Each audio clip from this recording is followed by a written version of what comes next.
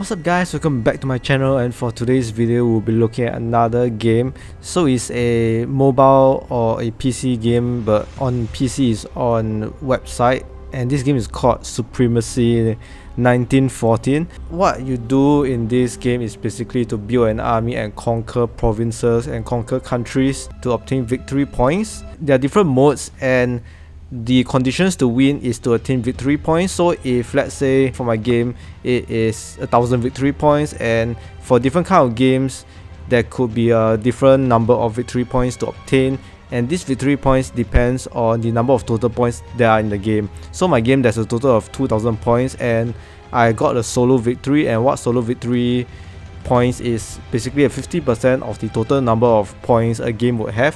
And you can join like a coalition, and you have to obtain 75% of the total victory points available in the game to finally finish this game. And each time you finish the game, you get some of these like gold mark, and these are like premium items, premium coins, premium currency that you only can obtain usually through like advertisement, like watching advertisements, a little bit of it, doing some random surveys, or the easiest way is to buy using your money.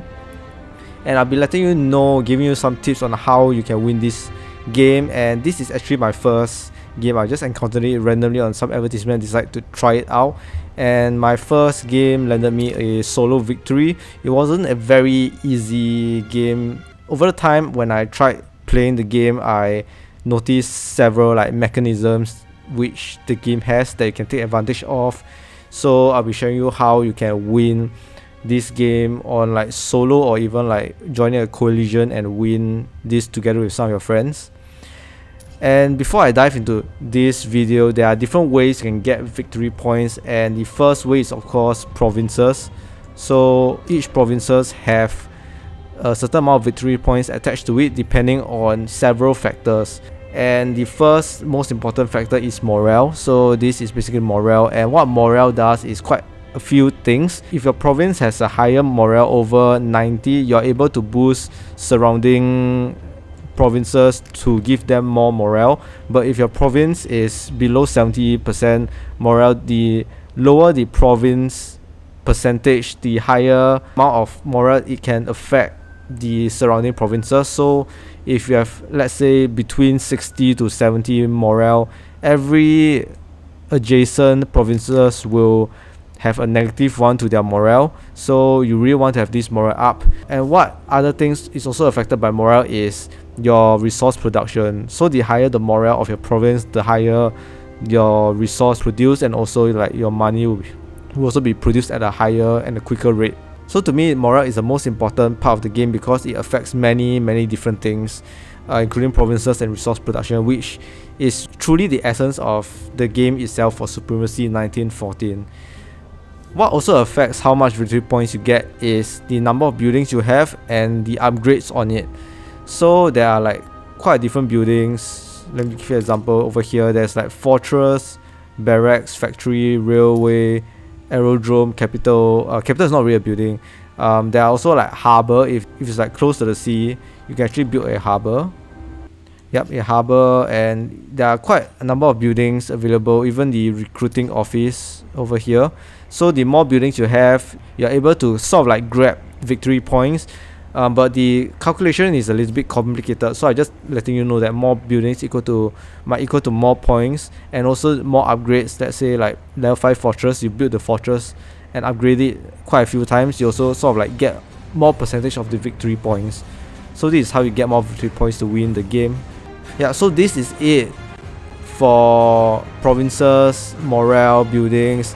The part where you don't really fight to get victory points, but over time you will have to attack enemy to capture the provinces so that you're able to obtain more victory points, because you have more province, and when you got more provinces you're able to build more buildings and also have an overall larger resource production and money production too. The tip I'm going to give you for battles is that usually in this game, a lot of people, like for like beginner games where people join through advertisements, there are a lot of dropouts. So over time there are no players playing the country, and they are being overtaken by the AI players. So it's very easy to overthrow the AI players. if you look at your diplomacy menu, you're able to see if it's AI or not by hovering over the icons, and all the AI countries in the game got overtaken already, so there isn't any AI countries left. How you know that if this like player icon has been taken by the AI is through the newspaper, and the newspaper is your most important source for information to see if who is in war with which country, and also to see if your province is under attack by some spies. Everything will be noted. Like over here, I will know that some of my provinces have spies on it, so do take note of the newspaper and the information on it, and also deploy the spies as needed, because I can see that Budapest has some enemy spies on it, so I want to deploy some defenses. As you can see, I already have some spies on defense. So what this does is that my defense spies would be able to capture the enemy spies, and they will basically like stop whatever they are doing, and the enemies will have to like spend more money on recruiting spies and deploying them again. So you really want to capture those spies so that you also make sure that the enemy has to use more money to buy whatever spies they need, or even like building their army. So this is the sort of like indirect way you can sort of gather information or even prepare to attack your enemies, is through using spies. And also what is very good at the beginning of the game is to build more artilleries, and also have all your recruitment centers in every, or recruiting office in every provinces, because over a certain period of time these like infantry will be created in every single place where your province has the recruiting office, and this will buff up your armies. And what the infantries are good at is mostly for defending, but if you got a large number of them, you can use it to attack. However, you have to also notice that several provinces have fortress on it, and what fortress does is that they are able to give the unit protection, and level 5 fortress can give them 90% protection.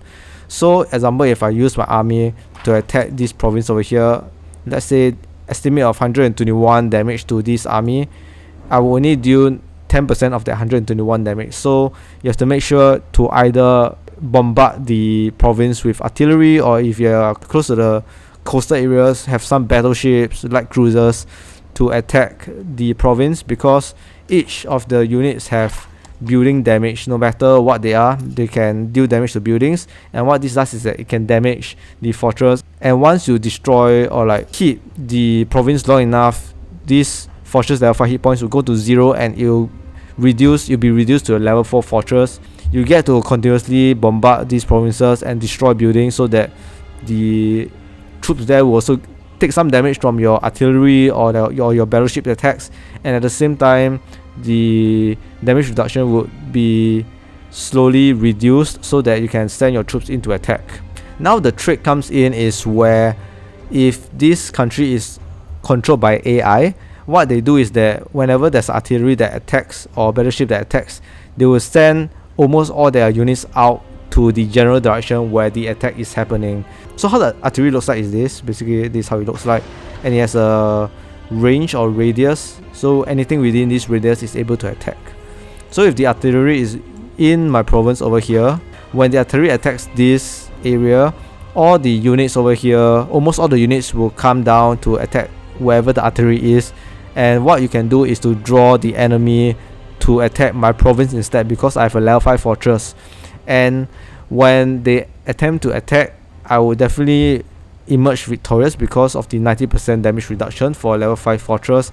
And following that, I'm able to move my units into the other province to capture it. Another tricky part about fortresses is that from level 4 fortress and above, you are unable to see how many units are in the province itself.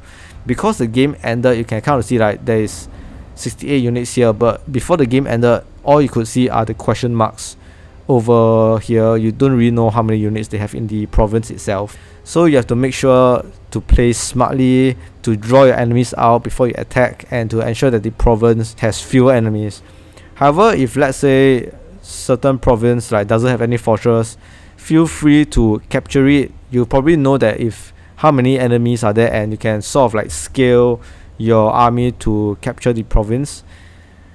And this is usually what I do. However, you also have to notice that once the province is captured, they have a reduced morale. So let's take a look. It will usually be about 25% when you capture the enemy province, and what happens if the morale is low is that you are able to get some revolt or uprising that happens, and if the uprising is successful or the revolt is successful, certain number of your troops will be killed or will be defected to another nation, and if you don't have any troops in your province, this province which is previously yours would be given to another nation, but I'm not very sure what nation it will be given to.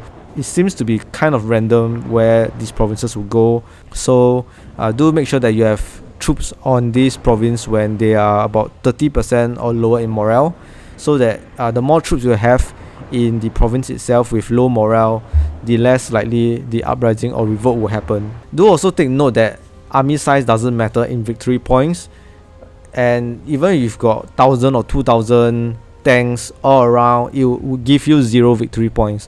What army does is just to help you capture provinces and to make sure that you do not lose provinces as well, because enemies might come and capture it. So mainly the army is used to protect yourself and to capture more provinces from your enemies. Next up, what I want to let you know is what army do you use to attack or defend. So obviously for defense, just use the infantry. They are free every time when they are recruited. They will be in the province. Not exactly free, but they just have a very small upkeep cost of 20 food and 5 oil per day. So in this game, I realized the most important resource that you must have is money, the grains, iron, wood, and oil. So these are the most important ones. The rest, not a lot of things will use these resources, so make sure to scale your production so that you get more grains, more iron and wood. How you can scale is through this resource tab, and basically if you want more grain, you have to just lower your grain consumption. So when you lower your grain consumption, you're able to use less grain, but you have to make sure that you have more fish to help you with your grains. Overall, basically you just have to have quite a bit in your production to ensure that you do not have a deficit in any of your resource. So for energy, it's a lot more simpler because oil is the most important one. So basically you just want to decrease oil as much as possible, but make sure to also have some coal and gas in a positive production, because if you reach 0 in any of your resources, it will affect your morale over time, and if your morale decrease, your victory points will definitely decrease, resource production will decrease, and it has a snowball effect. And I'll be letting you know what units you should be building. Again, getting back to the units part. So for the cavalry, it is a very strong offensive unit. So what you can do is to look at the stats of the unit right at the bottom here, and you can see what it does to normal units and naval building in a province. So normal is basically like land combat. That's what normal is. Do note that for units with ranged attacks like the artillery, battleship and light cruiser, I think that it's only 3 units that has this ranged attack. Your defense is not, I repeat, your defense will not affect the ranged units, because most of the units here are melee units, and if you are attacked by ranged, you are only being damaged, and the ships and artillery will not take any damage from you. You have to run to the artillery or have ships to attack the ships. So therefore, if you have noticed, basically ships are a very good asset to you. All of them are ranged except for submarine, and they can really take out other ships and even like land units without even taking any damage at all. Artillery is pretty good as well, but it's slow and its damage isn't as good. Yeah, 8 damage to land units isn't good at all. So make sure to have your naval units. The light cruiser already does 10 damage to most of the terrains, and battleship is even better. It does 40 damage to land and naval units, but it's weak against air. So if there's a bomber that comes, basically a bomber that comes, it will be able to destroy a battleship pretty quickly. So what I would suggest is to go with some battleships with the light cruiser, because light cruiser deals quite a bit of damage to the air units. You want to have some submarine as well. So submarine acts as some sort of like spy or exploration vehicle to make sure to go into your enemy waters to see what they are doing. The only way for enemies to detect if you got a submarine is through the fighters. So basically the fighter is the only unit that has the anti-stealth function. So when it's patrolling around its area, you will detect the submarine and your submarine will be revealed. So submarine is very vulnerable to a lot of attacks, but it is strong against battleships and light cruiser. Basically it's strong against naval ships or naval units, but it's weak against everything else. Usually people do is to have quite a few submarines to stack them together to attack the battleships. What I do not suggest though is to have your battleships with your submarine, because when your battleship takes damage or when your battleship is attacked, your submarine will also be attacked. What you want to do is to have the battleships or light cruiser separate with the submarine. The submarine will be following very close to your battleship or light cruiser brigade. Whenever a ship will attack or submarine will attack, your submarines will come in to destroy whatever ships that is attacking your battleship or your light cruiser. Yeah, I got quite a few battleships here, and as you can see, I stack my battleships with my light cruiser, but my submarine is usually in the vicinity of some of my ships to lend any aid if possible. What you also need to know in battles is that every single unit can go onto the water, but what they will become is the transport ships. So as you can see, before I ended the game, my ally was getting attacked. We are not in a collision, but diplomacy wise, we have a share map based on our relation, because we built kind of a good relation, but I wanted to win a solo battle. So we don't have a collision, but we have some sort of alliance together. And back to what the units will be is that when they go onto the water, they will become this like ship, and it's standardized that when they become a transport ship, regardless of the unit, they will have only 10 hit points and very bad damage. So this is the point, or this is the best case scenario where you should attack your enemies when they're attempting to attack you, because as you can see, even for like heavy tank, they are also reduced to 10 hit points, but if they are not on the transport ship, they are very deadly. As you can see, for Spain over here, he has the heavy tank on land, which it should be on, and it has 260 hit points, deals a lot of damage. So when you are getting attacked or when your enemy is coming ashore and planning to attack you, make sure you have ships nearby, or make sure that you have your troops nearby the shore to attack the transport ships, because they will take quite a long time to disembark the ship, especially if it's not a friendly area. How long the embarking and disembarking is depending on if it's a friendly area and enemy area, or if you are embarking or disembarking. So it will take around half an hour to 45 minutes. I don't know which is which, but it will take around 30 to 45 minutes for you to either embark and disembark. If you have to disembark on your enemy base, it might take 1 to 1.5 hours, which is a very long time for enemies to attack you, because in this game each attack is 15 minutes apart. So let's say if I send this army, 16th army, to attack, it will do 217 damage, then it will attack the next 15 minutes later, 217 damage, or whichever damage it is currently at. So the health of your army matters, because your damage is scaled according to your unit's health. So if I can show you over here, if I click my 16th army, you can see that my units are scaled to the amount of health they have, because my infantry is not on full health. So therefore the defense, the strength is scaled according to their health. Therefore it's very important for you to have a very strong and healthy army. And army can also regenerate their health based on the morale of the province.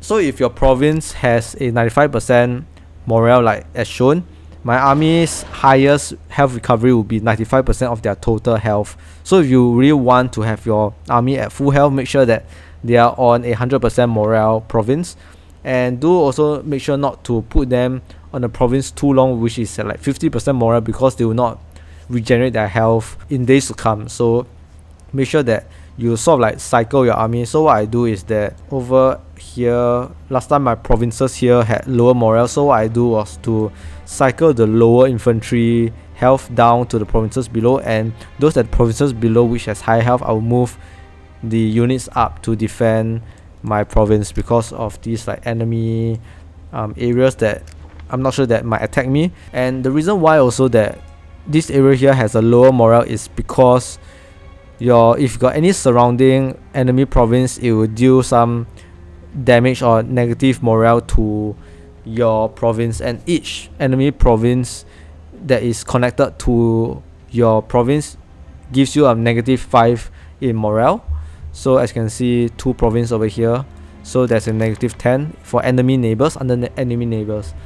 Also make sure that you do not expand too much, because you can see there's expansion of -26 to my morale. So what this is that if you expand too many, or if you capture too many provinces, the more province you capture, the more it damages your morale. So make sure to stop at a certain amount of province. I did a little bit of mistake of capturing too many provinces. I wanted to stop at about 100, 120, but I went over to 140. So if you got a higher negative stats to your morale, you have to build more buildings like fortresses, factories, to increase your morale, as shown. Like railway gives you 15, and level 5 fortress gives you up to 25 in morale. And also the distance to capital also makes a huge difference, because the further away your province is from your capital, the higher the negative effects on the province morale is. So my capital is here, but before that my capital was all the way on the left here at Algiers. So because I moved my capital more central to where all my provinces are at, I'm able to reduce that particular negative morale of distance away from capital. So make sure to plan how you build your new capital, and also make sure that your capital is also well protected. This probably isn't the best area to build the capital, because it can be accessed by the sea, so you never know, your enemies might launch a surprise attack and capture your capital. And what this does is that when your capital is being captured, all your other provinces will suffer a -20% in your morale, and your enemy will have additional 10% to all their provinces. So this could really cause a huge victory point change in your enemy, because morale will give you either a lot of victory points or cause you to lose a lot of victory points if your provinces has low morale. So always take note that the area where your capital is matters a lot. Yeah, and because I have a lot of these like expansion negative effects on my provinces, I have to build a lot of buildings. That isn't necessarily a bad thing, but requires a lot of resources. So for quite a number of days I did not really focus on my army, and I sort of like nearly lost against these strong troops, but thankfully my ally attacked, so he's angry with Spain, and I'm able to focus my army to defend him. And defending is always much easier than attacking, because you have this like fortress. So what I did was that even though you see this army is a very huge army, if it has half the health, my unit will still be able to sort of like defend against this huge army, because of the protection that my unit has in the province due to the fortress level. And also a little bit of tip is to have some of your balloons out in the sea to make sure that no enemy units would come, and it serves like a early warning detection if enemies were to be coming over from like the USA side. So this is how the map is like. I think it's like the 31st game mode or something like that. So do make sure to have just a couple of balloons around your outside areas. Usually I have like all the balloons at the corner of my provinces to make sure that I get a better view of what my enemies are doing, and to make sure that I am able to respond if they were to attack me. Yeah, so I hope you guys enjoy this video. I think I have tried to cover and condense most of what I've learned through the game, and I hope you guys will win your first solo game, or even like your collision game, to get more of these like gold marks, premium currency. It's probably only like a 1-part video, because I don't think there's anything much apart from me trying out different maps of the game, but this is truly the essence of how you can obtain more victory points and win your game in Supremacy 1914. So I hope you guys enjoyed this video, and I'll see you guys again real soon.